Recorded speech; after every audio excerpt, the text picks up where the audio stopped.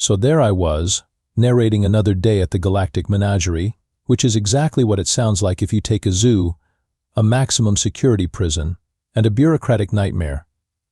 Then shake them together like a very depressing cocktail. The place made the ninth circle of hell look like a vacation resort, and that's exactly how Warden Kragoth liked it. Kragoth was your typical power-hungry reptilian overlord. Picture a crocodile that learned to walk upright, developed a superiority complex, and got really into middle management. He stood 8 feet tall, had scales that looked like they were polished with the tears of his enemies, and a smile that could freeze hyperspace. His favorite hobby was making examples of people, preferably in the most dramatic way possible. His assistant Pip was a different story entirely. Imagine a praying mantis had a nervous breakdown and decided to become a civil servant. The poor guy had 4 arms, which meant he could file paperwork, wring his hands, and salute simultaneously while having an anxiety attack. He spent most of his time apologizing for things that weren't his fault and double-checking security protocols that were already checked. "Sir," Pip chittered, his mandibles clicking nervously as he approached Kragoth's desk, "we've received a new prisoner for the entertainment division."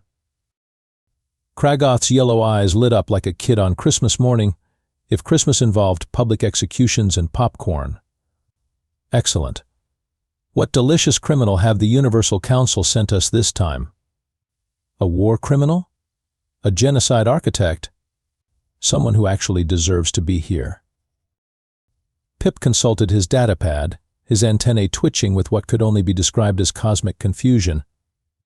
"Actually, sir, it's an 8-year-old human girl named Lucy Martinez. She's been convicted of disrupting galactic peace." Now, you might think that would give Kragoth pause. You might think he'd wonder what kind of galactic peace could be disrupted by someone who probably still believed in the Tooth Fairy. But you'd be wrong, because Kragoth had the imagination of a particularly vindictive brick. "Perfect," he hissed, literally rubbing his claws together. "The younger they are, the better the lesson. What exactly did this tiny terrorist do?" Pip's reading got progressively more uncomfortable. She hacked into the Universal Council's classified database during a school project on alien cultures. Apparently, she wanted to know why the Council's food budget was larger than the education budget for 12 solar systems. Clearly a dangerous radical, Kragoth declared with the confidence of someone who'd never questioned anything in his life. "And I know exactly how to handle her. We'll feed her to the Void Stalker." The Void Stalker was the crown jewel of the Galactic Menagerie's collection of horrors. It was the thing that made hardened space pirates wet themselves and caused even the most battle-scarred veterans to whimper. It was their ultimate deterrent, their final solution, their ace in the hole for when they really wanted to make a point. "Sir," Pip ventured carefully, "isn't that a bit extreme for a child?" Kragoth's laugh could have curdled milk across 3-star systems. "My dear Pip, there's no such thing as extreme when you're teaching the galaxy about consequences. Besides, humans are supposed to be remarkably durable. She might last a whole 30 seconds. And that, ladies and gentlemen, is how the most secure prison in the known universe decided to solve their human problem by feeding a 3rd grader to a cosmic horror. Because nothing says proportional response. Quite like using your ultimate weapon against someone who probably still needed help tying her shoes. The Void Stalker wasn't just any monster. Oh no, that would be too simple for the Galactic Menagerie's marketing department. This thing had a reputation that preceded it like a very unpleasant smell.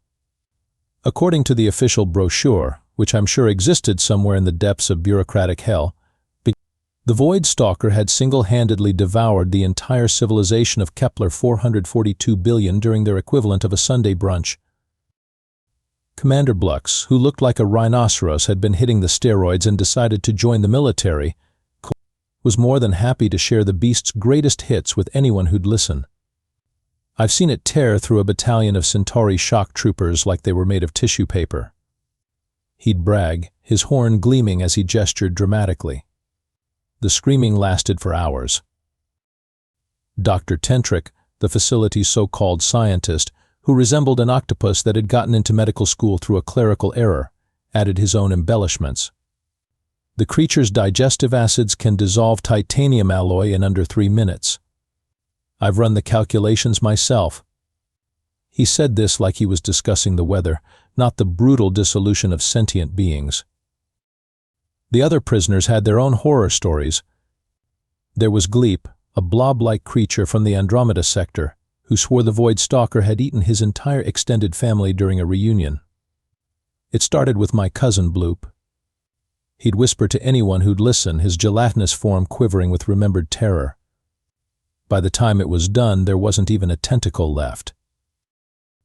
Meanwhile, Lucy Martinez sat in her cell, looking about as concerned as someone waiting for a delayed bus. She'd been given the standard prison jumpsuit, which was approximately 17 sizes too large for her, making her look like she was wearing a very depressing tent. Her dark hair was pulled back in a ponytail that had seen better days, and she was occupying herself by trying to teach a prison spider how to play tic-tac-toe. "Are you sure you want to challenge me to another game?" she asked the spider seriously. "I'm getting pretty good at this." When the guards came to collect her for the feeding ceremony, Lucy looked up with the kind of mild interest usually reserved for slightly unusual weather patterns. "Oh, are we going somewhere fun?" The guards, a collection of various alien species who'd all signed up for what they thought would be easy work, exchanged nervous glances. One of them, a crystalline being named Quartzface, had been working at the facility for 3 years and had never seen anyone this calm before their appointment with the Void Stalker. "Kid," he said, his voice resonating like wind chimes in a hurricane, "do you understand what's about to happen to you?" Lucy considered this question with the seriousness of a philosophy professor. "Well, I figure you're going to show me something you think is scary, and then you'll probably expect me to be scared. But I've already been to the dentist this year, so I'm pretty much prepared for anything." The feeding chamber was a masterpiece of intimidation architecture. The walls were covered in what looked suspiciously like claw marks, though the maintenance department insisted they were decorative scoring. The ceiling disappeared into shadows that seemed to move of their own accord, and the floor had suspicious dark stains that no amount of cleaning could remove. A viewing gallery surrounded the chamber, where today's audience of guards, scientists, and the occasional bureaucrat had gathered to watch the show. They'd even brought snacks, because apparently watching a child get eaten was considered dinner theater in this corner of the galaxy. "Ladies and gentlemen," announced Kragoth over the intercom, his voice dripping with the kind of satisfaction usually reserved for people who'd just won the lottery. "Today we demonstrate what happens to those who dare challenge the natural order of the universe." Lucy, standing in the center of the chamber, raised her hand like she was in class. Excuse me, but do you think your monster friend has a name? It seems rude to not know someone's name before you meet them." The question hung in the air like a very awkward silence at a funeral. In all the years the Void Stalker had been the facility's star attraction, nobody had ever wondered what its name was. "It doesn't have a name," Kragoth replied, sounding slightly confused. "It's a weapon of mass destruction." "That's sad," Lucy said, with the kind of genuine empathy that made hardened criminals reconsider their life choices. "Everyone should have a name. I'll think of one for him." And that's when the first crack appeared in the Galactic Menagerie's perfect system of terror.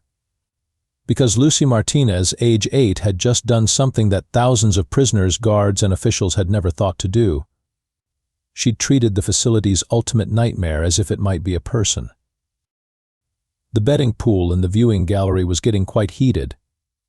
Commander Blux had put 50 credits on less than 10 seconds, while Dr. Tentric had gone with the optimistic 30 seconds, maybe 40 if she runs in circles.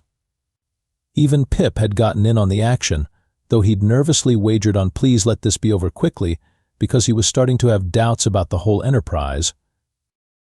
The chamber's lighting dimmed to appropriately dramatic levels, and somewhere in the depths of the facility, ancient mechanisms began to groan and whir.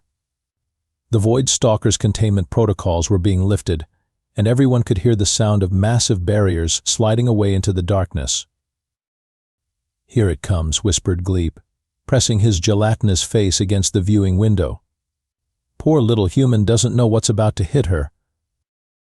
Lucy, meanwhile, was still standing in the center of the chamber, looking around with the kind of interest most people reserved for museum exhibits. "This is a really big room," she observed. "Do you think your friend gets lonely down here all by himself?" That question hit the crowd like a slap in the face. Lonely? The Void Stalker? The idea was so foreign to their understanding of the creature that several people actually stopped eating their snacks to think about it. The first sign of the beast's approach was the sound. It started as a low rumble that seemed to come from everywhere at once, then grew into something that made your bones vibrate and your teeth ache.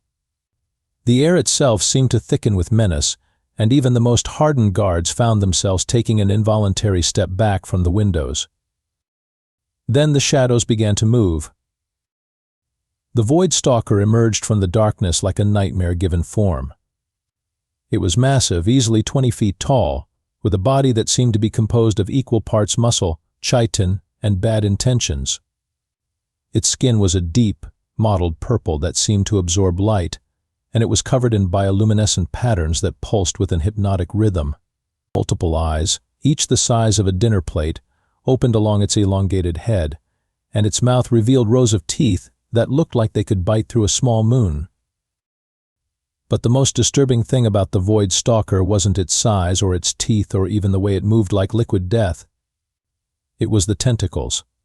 Dozens of them, each as thick as a tree trunk and covered in suckers that dripped with something that definitely wasn't saliva. They writhed and twisted with their own intelligence, reaching out to taste the air around this new morsel. The crowd in the viewing gallery held its collective breath. This was it.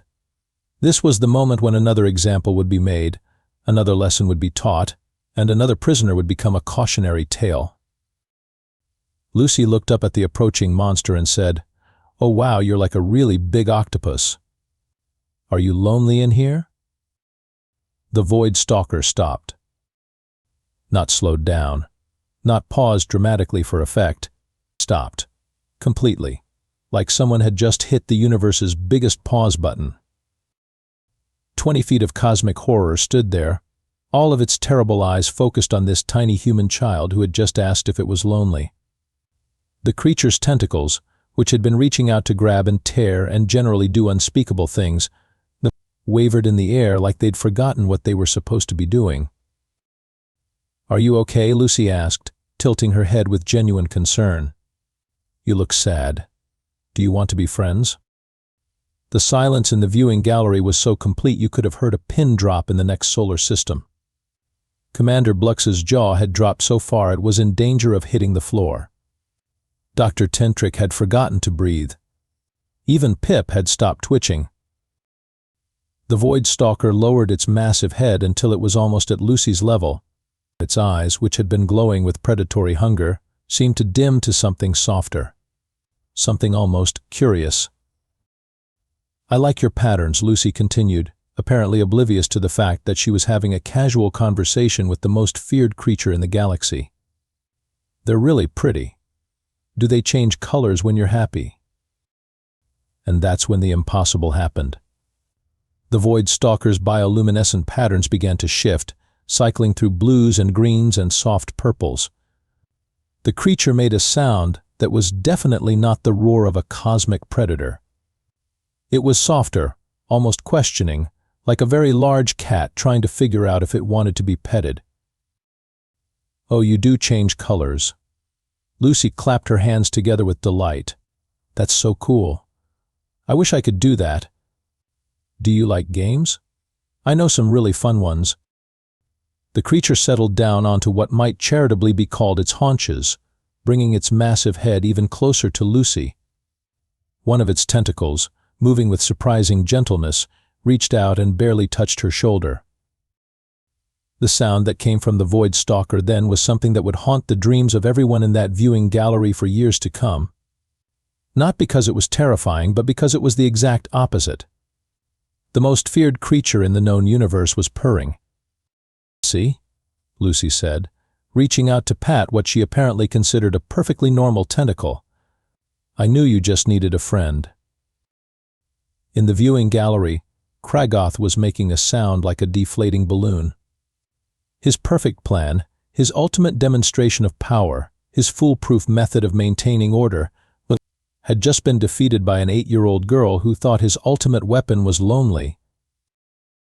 The universe, it seemed, had a sense of humor after all.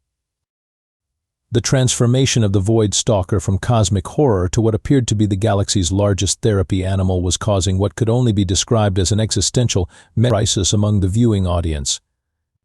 Dr. Tentrick was frantically consulting his notes, muttering things like "this wasn't in the behavioral analysis" and "purring isn't supposed to be in its vocal range."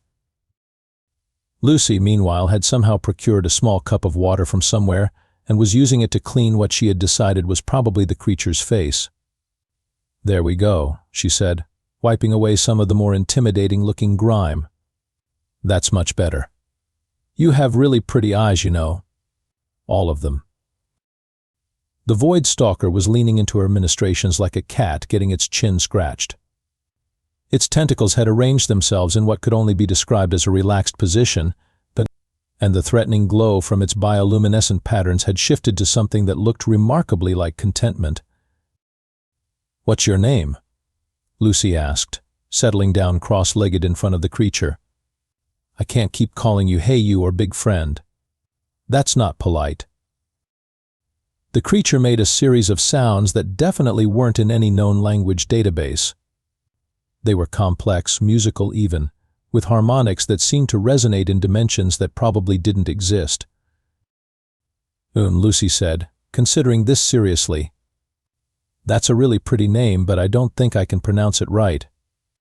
Would it be okay if I called you Hugs? You seem like a Hugs kind of person."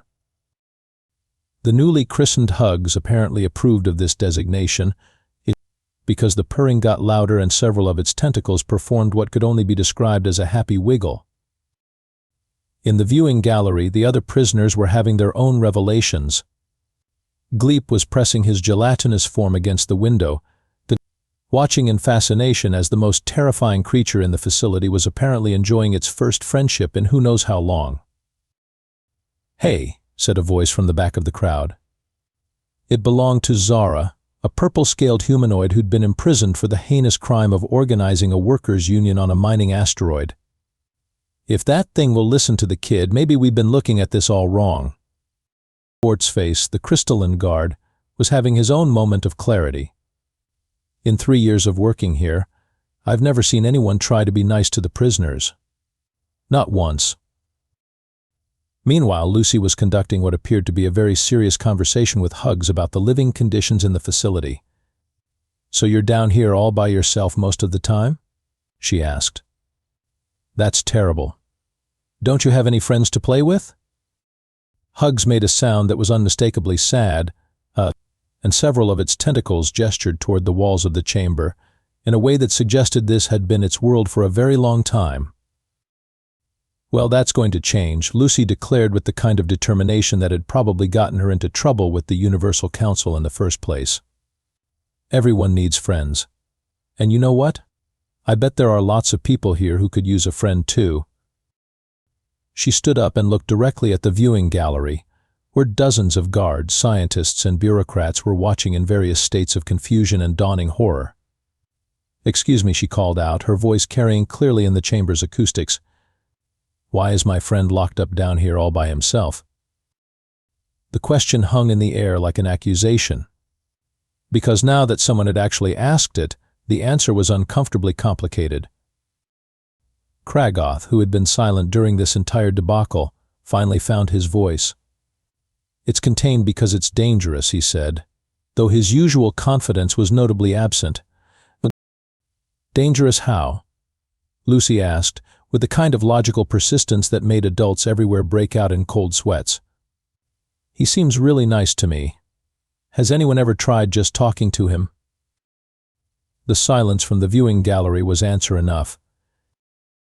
"That's what I thought," Lucy said, and even through the intercom her disapproval was clear. "You know what I think? I think you're the ones who are dangerous. You put people in cages without even trying to understand them." Hugs, apparently sensing the shift in mood, began to stand up. All 20 feet of cosmic horror was rising to its full height, but now it seemed less like a monster and more like a very large, very protective friend who had just heard someone being mean to his new buddy. "It's okay, Hugs," Lucy said, patting one of the creature's tentacles. "They're just scared. Scared people do stupid things sometimes." The purring stopped. The bioluminescent pattern shifted to something that looked decidedly less friendly.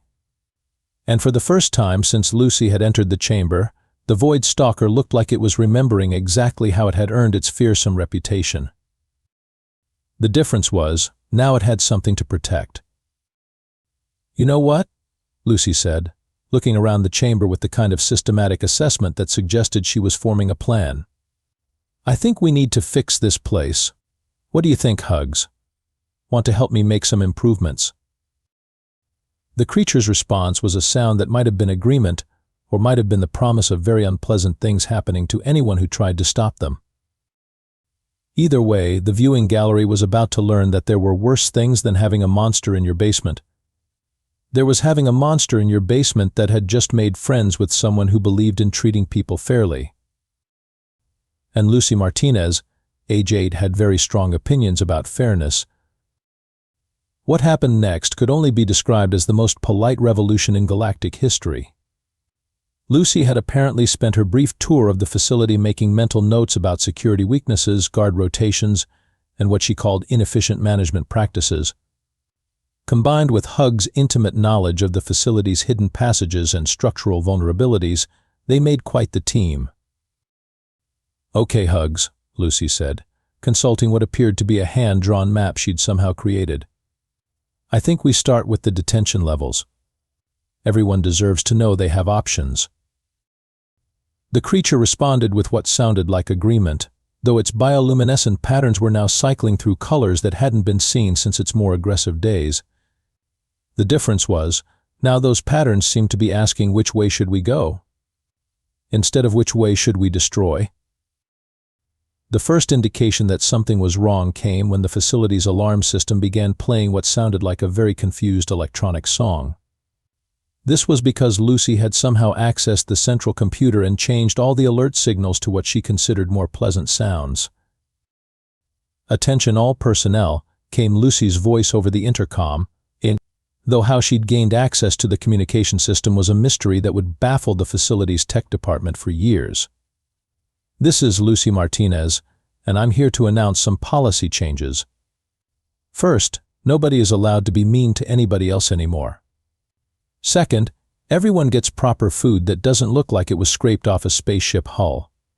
And third, we're going to have mandatory friendship activities every Tuesday."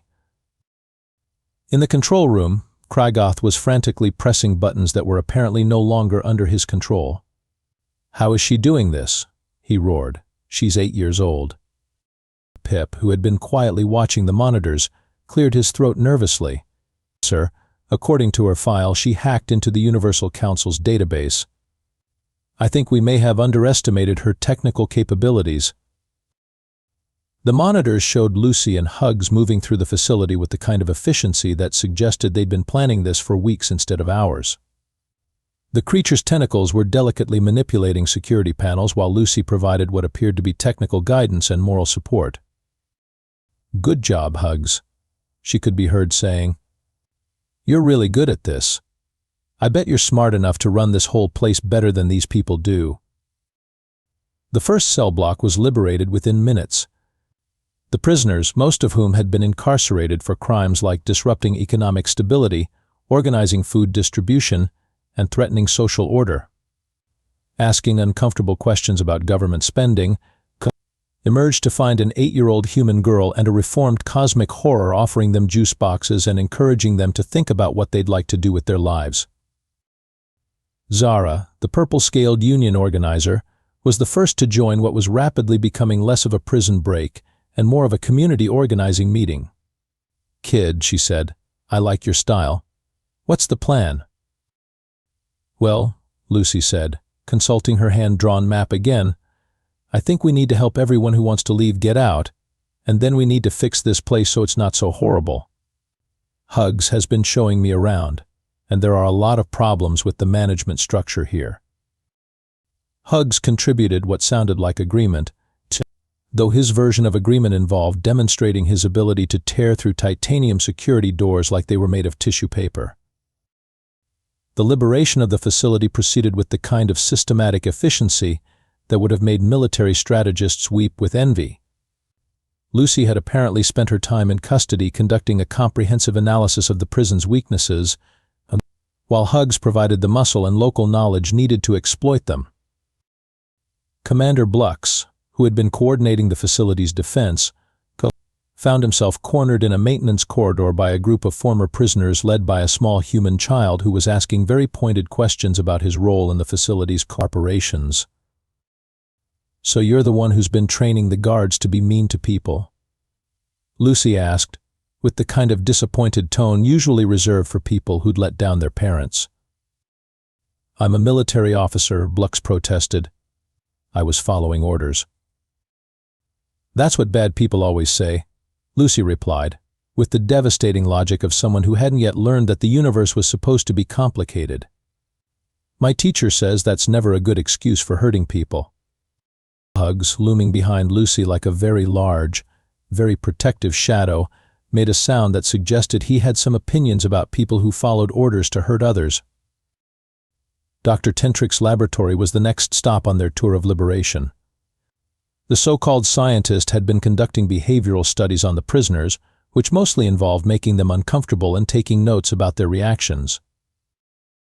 "This is disgusting," Lucy announced, looking at his research notes. "You've been treating people like they're not people. That's the worst thing you can do." "It's science," Tentrick protested weakly. "I was studying their psychological profiles." "No," Lucy said, with the kind of finality that made grown adults reconsider their life choices. "You were being a bully with a fancy title." "Hugs, can you please make sure Dr. Tentrick doesn't hurt anyone else?" The creature's response involved wrapping several tentacles around the doctor in what could charitably be called a very firm hug. Tentrick would spend the next several hours thinking very seriously about his career choices. By the time they reached the administrative levels, word of the revolution had spread throughout the facility. The remaining guards were faced with a choice: join the reform movement or face the consequences of their actions. Most chose to join, partly because Lucy's arguments were surprisingly persuasive, but mostly because nobody wanted to argue with a cosmic horror that had apparently developed strong feelings about social justice. Kragoth, barricaded in his office, was making increasingly desperate calls to the Universal Council. "You don't understand," he screamed into his communicator. "She's not just a child. She's some kind of organizational prodigy. She's turned my entire facility into a democracy." And indeed, that's exactly what had happened. Lucy Martinez, age 8, had accidentally discovered that the best way to defeat a corrupt system wasn't through violence or intimidation, but through the radical act of treating everyone involved like they were people who deserved better. The universe, it seemed, had been waiting for someone to point out that maybe, just maybe, there was a better way to do things. The transformation of the Galactic menagerie from a house of horrors to what Lucy had dubbed the Friendship Center was remarkable in its speed and thoroughness. Within hours of the revolution beginning, the facility had been completely reorganized according to principles that seemed to have been borrowed from an elementary school handbook on conflict resolution. The former prisoners were now residents who attended daily meetings where they discussed their feelings and made group decisions about facility operations. The guards had been retrained as community coordinators whose primary job was to make sure everyone felt heard and valued. Even the food service had been revolutionized with meals that actually resembled food rather than the previous menu of nutritionally adequate slop. Hugs had been appointed as head of security, a position that mostly involved giving very large, very gentle hugs to anyone who seemed upset. The creature had also revealed a previously unknown talent for interior decorating, using its tentacles to hang up cheerful artwork that the residents had created during their new daily art therapy sessions. "You see?" Lucy explained to a visiting delegation from the Universal Council, who had arrived expecting to find a smoldering ruin and instead discovered what appeared to be a functional rehabilitation center. People are much nicer when you treat them nicely. It's not complicated. The delegation, led by Counselor Vex, a being that looked like a cross between a tree and a very serious lawyer, was struggling to process what they were witnessing. But the security protocols, Vex stammered, and the containment procedures, the entire system of deterrence, was stupid, Lucy replied with the kind of blunt honesty that made diplomatic professionals everywhere reach for their antacids. You can't make people better by making them scared. That just makes them angry, and angry people make bad choices. Pip, who had become Lucy's enthusiastic deputy administrator, was busy showing the delegation around the facility's new features. And here's our conflict resolution center, he chittered proudly. We've had a 97% success rate in helping former inmates address the root causes of their antisocial behavior. The transformation of Pip from nervous assistant to confident community organizer was perhaps the most dramatic change of all. He'd discovered that his natural tendency to worry about everyone was actually a valuable skill when channeled toward making sure people felt safe and supported. Kragoth, meanwhile, had undergone his own journey of personal growth. After being subjected to what Lucy called restorative justice, which mostly involved having to listen to everyone explain how his actions had made them feel, he'd been given a new position as head of the facility's apology department. His job was to personally apologize to every person who had been mistreated during his tenure, and to think very hard about how he could do better in the future. I still don't understand how this happened, he admitted to Dr. Tentrick, who was now running the facility's new research department focused on rehabilitation strategies. She's just a child. I think that's exactly why it worked, Tentrick replied, his tentacles busy organizing files on successful reintegration programs. She hadn't learned yet that things were supposed to be impossible. The real test of Lucy's system came when the Universal Council announced they were sending a task force to restore order to the facility. This was bureaucrat speak for, we're going to put everything back the way it was and pretend this never happened. Lucy's response was to invite the task force to lunch. Hello, she said pleasantly when the heavily armed peacekeeping force arrived. I'm Lucy Martinez, and I'm really excited to show you what we've built here. Are you hungry? Hugs made sandwiches. The sight of the galaxy's most feared creature carefully arranging tea sandwiches on a platter was apparently enough to give the task force leader, General Corax, a minor nervous breakdown. This is not what we were told to expect, he managed. What were you told to expect? Lucy asked, genuinely curious. Chaos. Destruction.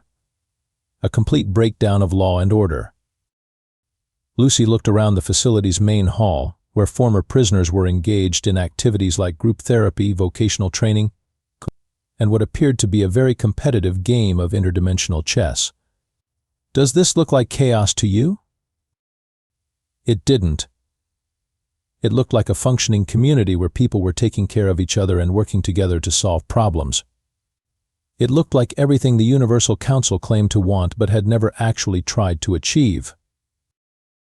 I don't understand, General Corax said weakly. How did you do this? I asked people what they needed instead of telling them what they deserved, Lucy replied, with the kind of simple wisdom that made adults everywhere realize they'd been overthinking things for their entire lives. The final blow to the old system came when Lucy presented the Universal Council with her report on prison reform. It was 47 pages long, illustrated with crayon drawings, and contained recommendations that were so obviously sensible that it was impossible to argue with them. And in conclusion, Lucy read from her report during the formal presentation, I think grown-ups need to remember that being mean to people doesn't make them better. It just makes them sad and angry, and sad, angry people make bad choices. If you want people to make good choices, you have to help them feel good about themselves first. The Universal Council's response was to offer Lucy a full pardon and a position as Director of Correctional System Reform. She accepted the pardon but turned down the job. I'm only 8, she explained reasonably. I need to finish 3rd grade first, but I'll write you letters with suggestions. And that's how Lucy Martinez became the youngest person ever to revolutionize galactic criminal justice policy. The Galactic Menagerie became the model for rehabilitation centers throughout the known universe, and Hugs became the first cosmic horror to be awarded a medal for community service. As for Lucy herself, she returned to her regular life of homework, playground politics, and the occasional world-changing insight. Though she did keep in touch with her friends at the Friendship Center, and her teacher reported that her next school project on alternative approaches to conflict resolution was surprisingly well researched.